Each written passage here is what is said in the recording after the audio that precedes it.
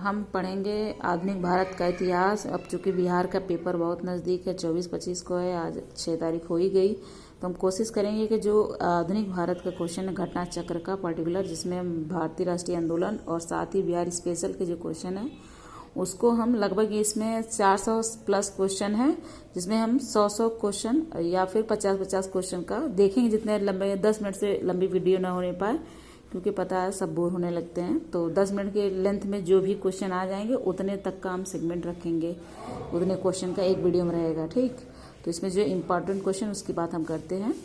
तो पुर्तगाली उपनिवेश का प्रथम वायसराय भारत में कौन हुआ? तो अल्मीडा, फ्रांसिस्को डी अल्मीडा। कब हुआ? 1505 से 1509 के समय हुआ। बंगाल की खाड़ी में समुद्री डकैती हुगली नदी का उपयोग कौन किया?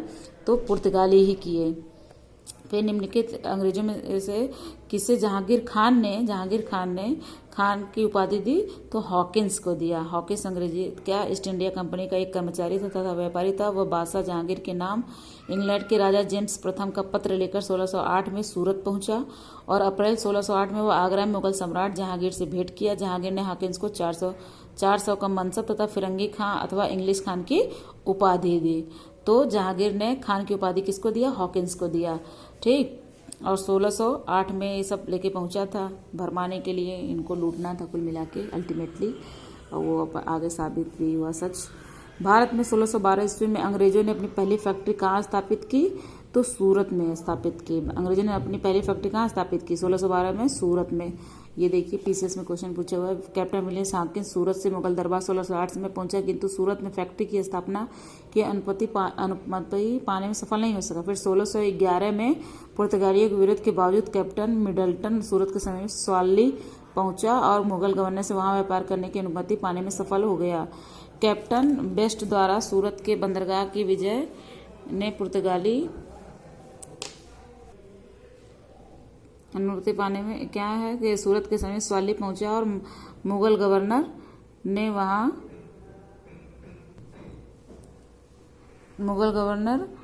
यहाँ क्या स्वाली पहुंचा और मुगल गवर्नर से वहां व्यापार करने की अनुमति पाने में सफल हो गया। कैप्टन बेस द्वारा सूरत के बंदरगाह की विजय ने पुर्तगाली अधिकारी की निरंतरता को भंग किया, जिसके बाद जहांगीर के शाही फरमान से अंग्रेजों ने सूरत में स्थायी रूप से एक फैक्ट्री स्थापित की। यहाँ से अंग्रेजों ने अपने व्यापार को देश के दूसरे भागों में फैला तथा शीघ्र ही अहमदाबाद, बुरहानपुर, अजमेर तथा आगरा में सहयोगी फैक्ट्रियां स्थापित की। तो 1612 में अंग्रेजों ने अपनी पहली फैक्ट्री कहाँ स्थापित की? सूरत में की। फिर किस मुगल शासक ने सर थॉमस रो भारत आया? तो जहांगीर के समय आया। इसी को तो इंग्लिश खान तो हॉकिंस को दिया गया था। ठीक है, तो थॉमस रो जो है भारत आया किसके काल में? जहांगीर के काल में। और कब आया? 1615 ईस्वी में। फिर लिखा है 1616 में जहांगीर के दरबार में उपस्थित हुआ। डच ईस्ट इंडिया कंपनी किस वर्ष अपनी फैक्ट्री पटना में स्थापित की? अच्छा, इस क्वेश्चन का उत्तर 1632 है, लेकिन इसका कोई प्रमाण ही किसी किताब में नहीं है, लेकिन बीपीएससी हमेशा से ये क्वेश्चन पूछता आ रहा है बहुत लंबे समय से, और इसका उत्तर 1632 दिया है, तो 1632 ही है। और यहाँ क्या कुछ अप्रमाणित स्रोत में यह प्राप्त होता है कि सर्वप्रथम डचों ने पटना कॉलेज की उत्तरी इमारत में, पटना कॉलेज, ठीक है, आज का जो वर्तमान पटना कॉलेज है, उत्तरी इमारत में 1632 में डच फैक्ट्री की स्थापना की। इनकी रुचि सूती वस्त्र, चीनी, सोरा, अफीम आदि से संबंधित व्यापार में थी। सर्वप्रथम किस मुगल शासक ने ब्रिटिश के विरुद्ध संघर्ष किया? तो इसका उत्तर है औरंगजेब। औरंगजेब ने ब्रिटिश के विरुद्ध मतलब क्या संघर्ष किया। फिर इसके बाद क्या लिखा है कि निम्नलिखित में से प्रथम कर्नाटक युद्ध का कौन सा तत्कालिक कारण था? इसका तो अंग्रेजों द्वारा फ्रांसीसी जहाजों का अधिग्रहण। यहाँ पे कर्नाटक में युद्ध हो रहे हैं, लेकिन जो अंग्रेज और फ्रांसीसी कहीं ना कहीं ये लोग क्या करते थे, इन लोगों को उपनिवेश बनाना था एक दूसरे देश में। तो जहाँ ये लोग उपनिवेश बना रहे थे, तो बाहर उपनिवेश का झगड़ा चल रहा था दूसरे जगह जहाँ बना रहे थे, तो इंडिया में भी ये सब लड़े। तो कर्नाटक का प्रथम युद्ध 1746 से 1748 ऑस्ट्रिया के उत्तराधिकार युद्ध जो 1740 में आरंभ हुआ का विस्तार मात्र था। ग्रीस सरकारों की आज्ञा के विरुद्ध ही दोनों दलों अंग्रेज और फ्रांसीसी में 1746 में युद्ध प्रारंभ हो गया। अंग्रेज कैप्टन बर्नेट के नेतृत्व में अंग्रेजी सेना द्वारा कुछ फ्रांसीसी जहाजों पर अधिकार कर लेना युद्ध का तत्कालिक कारण था। प्रथम कर्नाटक युद्ध के समय कर्नाटक के नवाब अनवरुद्दीन ने महमूद खां के नेतृत्व में 10,000 भारतीय सेनाओं को फ्रांसीसियों पर आक्रमण करने के लिए भेजा। कैप्टन पैराडाइज के नेतृत्व में फ्रांसीसी सरकार ने अडयार नदी स्थित सेंट थॉमे नामक स्थान पर नवाब को पराजित किया। यूरोप में युद्ध बंद होते ही कर्नाटक का प्रथम युद्ध समाप्त हो गया। एक्स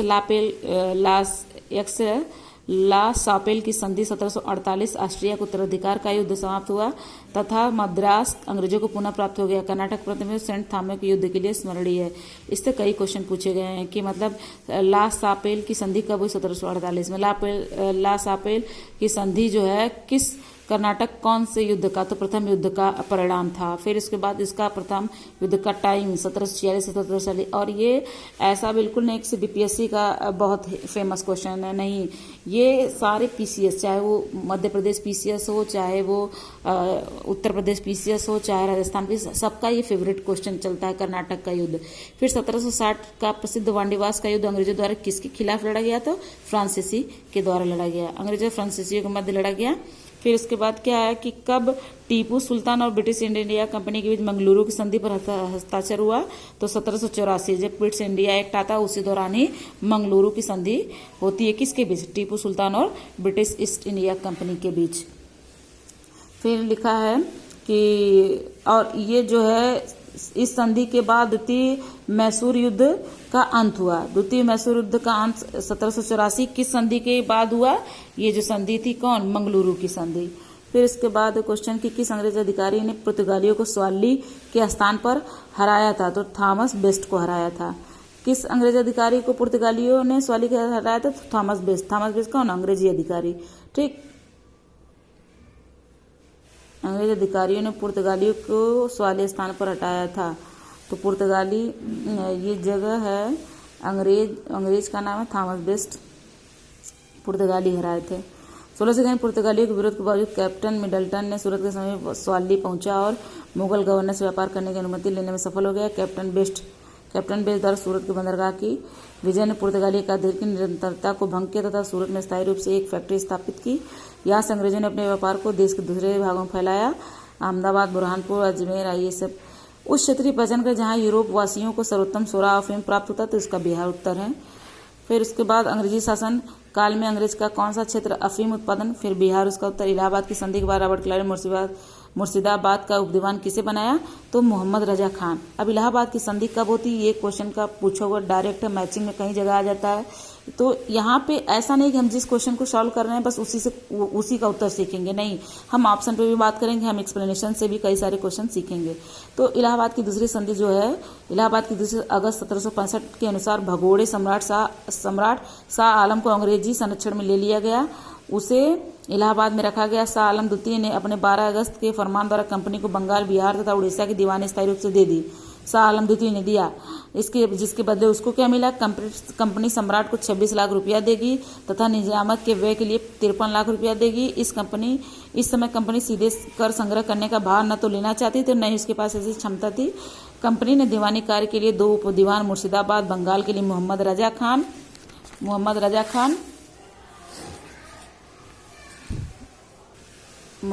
खान तथा बिहार के लिए राजा सिताब राय की नियुक्ति की। फिर उसके बाद बिहार के लिए राजा सिताब राय और मोहम्मद रजा खान बंगाल के लिए। तो मोहम्मद रजा खान उप नाजिम के रूप में भी कार्य करते थे। इस प्रकार समस्त दीवानी तथा निजामत के कार्य भारतीयों द्वारा ही चलता था, यद्यपि उत्तरदायित्व तो कंपनी का था। अगला क्वेश्चन है, शाह आलम द्वितीय ने ईस्ट इंडिया कंपनी को बंगाल, बिहार तथा उड़ीसा की दीवानी प्रदान की। कब की ईस्ट इंडिया कंपनी को शाह आलम द्वितीय ने, तो 12 अगस्त 1765, वही इलाहाबाद की संधि के द्वारा ही हो रहा है। तो किस तरीके से क्वेश्चन को बस डेट के अनुसार घुमा रहा है। मुगल बादशाह बहादुर शाह जफर बारे में कहा जाता था कि उसके साम्राज्य की सीमा थी।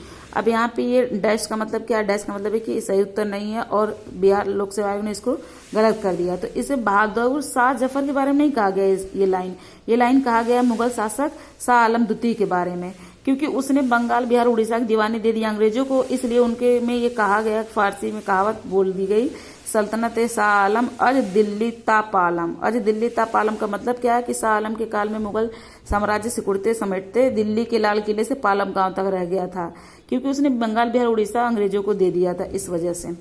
तो रणजीत सिंह ने सुप्रसिद्ध कोहिनूर हीरा प्राप्त किया था, किससे, शाह शुजा से प्राप्त किया था। ये कोहिनूर हीरा एक्चुअल में कहाँ से निकलता है, किस खान से, तो ये पन्ना जिले, मध्य प्रदेश में पन्ना जिला है, वहां से निकला था कोहिनूर। तो मतलब इंडिया में ही निकला था, कहीं और नहीं। और ये अब उस दौरान का सबसे बड़ा हीरा था कोहिनूर। इस वक्त अंग्रेज इसको लूट के लेके जा चुके हैं। महारानी लूट के हीरे को अपने ताज में सजाकर बहुत गौरवान्वित, पता नहीं कैसे होते हैं लोग, लेकिन सच्चाई यही है। और जो वो कोहिनूर था वो शाहजहां का जो मयूर सिंहासन था उसमें जड़ा हुआ था यही कोहिनूर। तो कोहिनूर से कई क्वेश्चन भी पूछे गए हैं और किस तरीके से वो अल्टीमेटली अंग्रेजों के पास पहुंचा, आज वर्तमान में अंग्रेजों के पास ही है, उसका भी एक इतिहास चलता है। तो अब इसमें शायद उसके बारे में क्या लिखा है कि पंजाब अहमद शाह अब्दाली के साम्राज्य का भाग था, परंतु 1773 में उसकी मृत्यु के पश्चात मुल्तान, कश्मीर इत्यादि कुछ छोटे भागों को छोड़कर शेष पर सिख मिसलों का अधिकार हो गया। उधर अफगानों ने आंतरिक झगड़ों का रणजीत सिंह को अपनी स्थिति दृढ़ करने का अवसर मिल गया। 1800 ईस्वी में अहमद शाह अब्दाली का पुत्र शाह शुजा काबुल की गद्दी पर बैठा, परंतु उसके भाई शाह महमूद ने शक्तिशाली बरकजई सरदारों फतेह खां और दोस्त मोहम्मद की सहायता से उसे 1809 ईस्वी में स्थापित कर दिया था। स्वयं कश्मीर के पेशावर पर अधिकार कर लिया। इसी अवसर पर शाह शुजा ने काबुल का राज्य प्राप्त करने के लिए रणजीत सिंह से सहायता मांग रही, उन्हें कोहिनूर हीरा भेंट किया।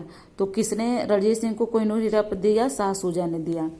अगला है क्वेश्चन कि टीपू सुल्तान ने अपनी राजधानी बनाई तो कहाँ बनाई? श्रीरंगपट्टनम बनाई। श्रीरंगपट्टनम बनाई। टीपू सुल्तान ने श्रीरंगपट्टनम को अपनी राजधानी बनाया एवं यहाँ जैकोबिन क्लब, ये बड़ा फेमस है कि कौन जैकोबिन क्लब से संबंधित था, तो इसका टीपू सुल्तान।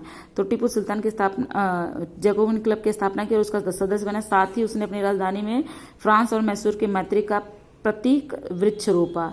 तो ये वृक्ष वाला भी क्वेश्चन पूछा हुआ है।